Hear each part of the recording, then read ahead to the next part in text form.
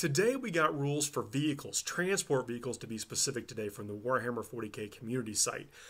In previous editions, back all the way in 3rd edition, there was this thing called the Rhino Rush, which rhinos would move forward, units would get out, and then they could assault, and that's where you got these very powerful offensive armies that would shoot up in these transports, pile out, and then basically wreck people's armies before they had a chance to do anything.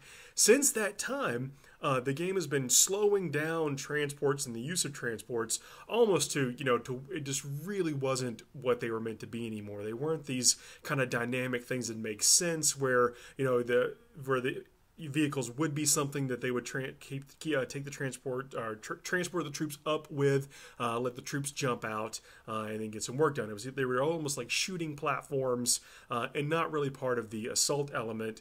And I think as a troop transport, maybe that was quite a little bit against what we felt like they should be, but it was a function of the game. It created these kind of lopsided experiences if something couldn't deal with that.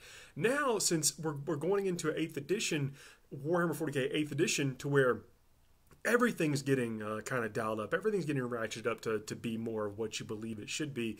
So as we learn more about this edition, it's going to be interesting to see how that all comes together. And we've been seeing a lot of stuff about shooting, with even with shooting in place of vehicles. But now we got something about the transport vehicles that I believe will eventually help assault be a factor in this edition. It says in the article that you can get out of the transport and assault, but you choose to disembark at the beginning of the movement phase. If a vehicle has moved, you can't disembark. So you've got to kind of make a risk, get out there with where you think you want to be near a unit, and then get out and then assault. We don't know what's going to happen right now about if you can disengage or disembark when the vehicle's engaged.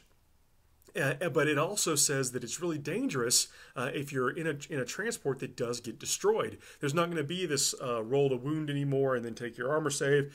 Is that you're going to roll dice for every person in every model in the vehicle, and then if on one they're destroyed, and that could be potentially incredibly dangerous, because in this edition you're going to be able to put as many models in the vehicle that can fit, and this includes up until, let's say it's a vehicle that holds 10 slots. You can put 10 heroes in there, 10 individual characters. I almost call them independent characters, but that's not the same anymore. Now they're like ultimate uber independent characters. But you can put 10 heroes in the vehicle, and then if they get destroyed, they got to take some dangerous I guess explosion results, whatever they're going to be called. We don't know yet.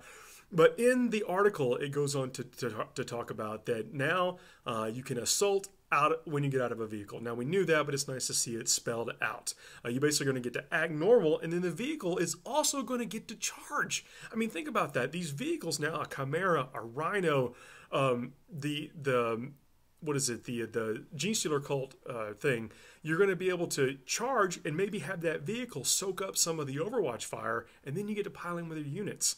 And they're really pushing things here. Like, they talk about the Starweaver in this, and it has a movement of 16, and its weapon skill and ballistic skill are representative of the people that are actually doing the piloting. And I think that's really interesting, that they're going to, I guess, now that you see it, you're like, well, duh, of course it was going to be that way. But it's nice to see that they're going to, all these little things are essentially real, legitimate toggles that they're able to turn on and turn off for us, or slide up and slide down with points, to really give us a feel for what that is. And we get the idea, and we also get the power level. Now, we don't know how this is going to translate to points, but the power level of that Starweaver is a 5. So when you compare it to Primaris Space Marines and what we've seen the Rubric Marines, you can start to kind of get a little inkling of what they're thinking. Now, I don't know if the power level is ever going to have a one-to-one translation to the points. I think we'll see something like that, but we know that with the increased utility of these vehicles, I think we might actually see them pointed a little bit higher than we were seeing before.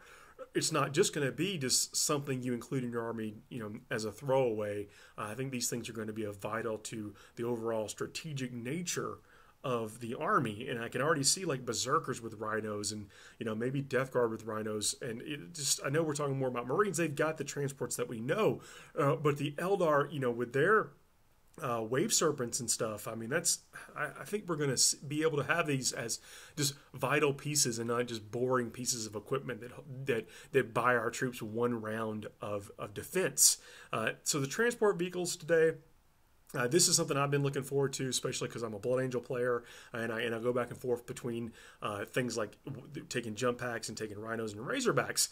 And we've had that kind of throwaway comment in the past about how things aren't going to be able to walk through walls, as we know. Now you just measure movement and go. But if we start to see a real difference between stuff like taking jump packs and taking bikes, and then taking vehicles, if the ground stuff, the stuff with treads, can't go through walls, then that's going to add even more, I guess, utility to things like jump packs or the transports that can fly. So anyway, this is more of a teaser, I guess, that we got than anything. Just trying to put it all together as we move forward, getting more information about this. But I think the takeaway from this article is that transport vehicles are not going to be the boring, just pillboxes of troops. I mean, think about even with IG and Chimeras. If the Chimera can charge for you, then and may possibly tie up a unit, especially if like MSU, multiple small units, becomes something that people want to gravitate to as things get more powerful, shooting and stuff gets more dynamic, then a Chimera may be able to hold up a unit that it charges after it drops moves your people up into assault range or assault weapon range. So you move up into plasma or melt-a-gun range, have your vet squads get out, blast somebody. This Chimera charges a unit over here, ties them up so they can't, break out of there and come at your guys. It buys you another round of shooting. Again, it's all leading towards way more tactical things than we've seen in any editions of the game. So you're going to hear about Rhino. I think Rhino Rush and things of its like, Fish of Fury with the Tau, that's going to be like small potatoes compared to what people are going to be able to pull off with the new vehicles, and I'm really looking forward to seeing it. I want to hear you guys' thoughts. Thank you.